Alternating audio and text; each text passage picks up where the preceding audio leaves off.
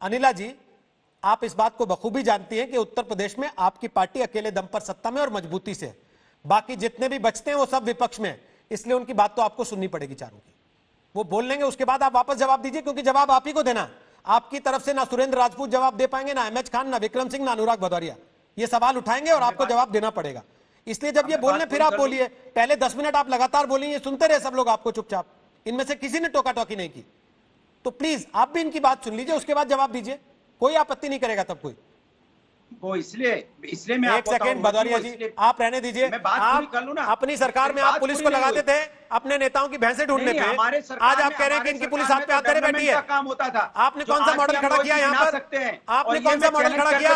बलात्कार के आरोपी मंत्रियों को साथ में घुमाते थे आप मुख्यमंत्री के, और यहाँ खड़े होकर आप कुछ और बताने आज। कभी शहीद नहीं हुए। नहीं, सत्ता से बाहर होते आप दूध के धुले हो गए, और जब तक सत्ता में थे तब क्या कर रहे थे? एनकाउंटर होता था हमारे समय, पुलिस के सामने फिरौती का पैसा लेके। हमें पता है कि आपके सामने क्या होता था। आपके समय में भैंसें ढूंढती थी पुलिस यूपी की, भैंसें आजम खान की भैंसें ढूंढती थी पुलिस यूपी की, और आपको बुला के पूछते थे तो आपके मुंह में दही जम जाता था, क्योंकि आजम खान का नाम लेने की हिम्मत आपकी पार्टी में नहीं थी किसी में।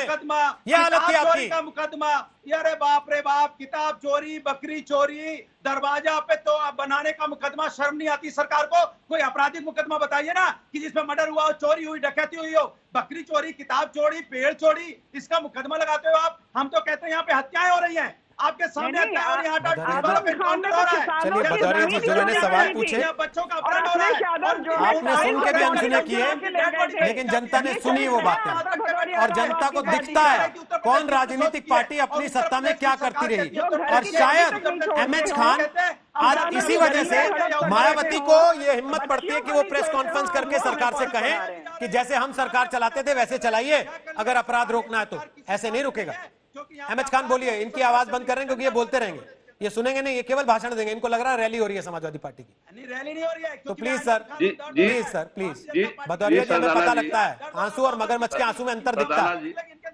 भदौरिया जी, आंसू और मगरमच्छ के आंसू में अंतर दिखता है, और पकड़ में आ जाता है। मगरमच्छ के आंसू तो दिख रहा है सर, दिख रहा है, पार्टी बता रही है, दिख रहा है। भदौरिया जी, भारतीय जनता पार्टी नहीं बता रही, मैं बता रहा हूं। मैं अपने विवेक से ये बता रहा हूं सर, मैं अपने विवेक से बता रहा हूं।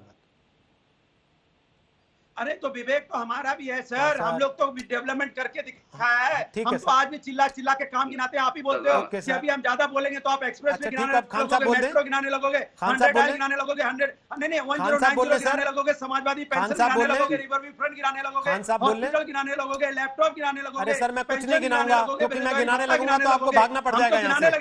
आपकी सरकार में भी क्या क्या करतूतें हुई। आपकी सरकार गई इसी बात पे कि लॉ एंड ऑर्डर कंट्रोल नहीं रख पाए आप लोग।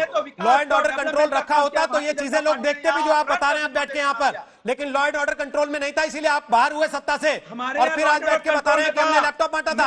अब सुन लीजिए खान साहब को, बताएंगे आपकी भी पोल पट्टी। और जाति धर्म की राजनीति पे जीत के आए हैं, जनता समझ गई है ये लोग जाति धर्म की आपका भाषण हो गया भदौरिया जी। और आप इनके बहकावे में जनता नहीं आने वाली है। एक बार इन्होंने जाति धर्म की राजनीति कर दी, इस बार जनता इनको दिखाएगी जाति धर्म की राजनीति। भदौरिया जी, भाषण हो गया, डेवलपमेंट की राजनीति चलेगी। ओके, भाषण हो गया हो तो मैं खान साहब से सवाल पूछ लूं, या आपने जो याद किया था कुछ बचा है उसमें से अभी? मुझे याद नहीं, ये दिमाग में जनता के भी है, क्योंकि हमने काम किया। ओके, जनता क्या है तो फिर आप सुन लीजिए ना शांति से। खान साहब बोलिए। अगर आप दिल्ली से चलोगे तो लखनऊ पहुंच जाएंगे रोज। चलिए खान साहब बोलिए। याद करवाने की जरूरत नहीं पड़ेगी। खान साहब इनकी चिंता मत कीजिए, बोलते रहेंगे, ये बोलते रहेंगे लगातार। इनके चुप होने का वेट करेंगे तो इनका कुर्ता हरा है, ये बत्ती हरी नहीं होती कभी भी, बत्ती लाल नहीं होती इनकी, हरी रहती है हमेशा। ये लगातार चलते रहते हैं। आप बोलिए अपनी बात खान साहब। सरदारा जी, सबसे पहले तो मैं उस बच्चे को श्रद्धांजलि अर्पित करना चाहता हूँ कि और उसके परिवार के साथ खड़ा होना चाहता हूँ। देखिए, विक्रम सिंह जी अभी कह रहे थे, देखिए सवाल इस बात का उठता है कि चाहे कानपुर की घटना हो, चाहे यहाँ की घटना हो, अपहरण के बाद उसकी जान नहीं बचती है, हत्यारे उसकी हत्या कर देते हैं, पुलिस उस पर पकड़ नहीं पाती है। पुलिस का इकबाल बिल्कुल नीचे गिर चुका है, पुलिस के इकबाल में बहुत ज्यादा स्तर नीचे गिर चुका है। देखिए, आप रोज रोज अगर इसी पर डिबेट करते रहेंगे तो बाकी विकास पे कब करेंगे, कब राफेल पे कब करेंगे, ये सब चीजें कहा इतना ज्यादा हो गया है कि आदमी बलात्कार, गुंडागर्दी, रोड पर चलना मुश्किल हो गया है, सारी चीजें हो गई। इसीलिए बहन जी ने कहा था, देखिए आपको भी पता है, पूरी दुनिया को पता है कि बहन जी के शासन में कानून व्यवस्था ठीक थी, विक्रम सिंह जी भी जानते हैं। सवाल इस बात का है कि ऐसा खौफ क्यों नहीं आने पा रहा है। सवाल इस बात का है कि अपराधियों में ये खौफ क्यों नहीं आ रहा है।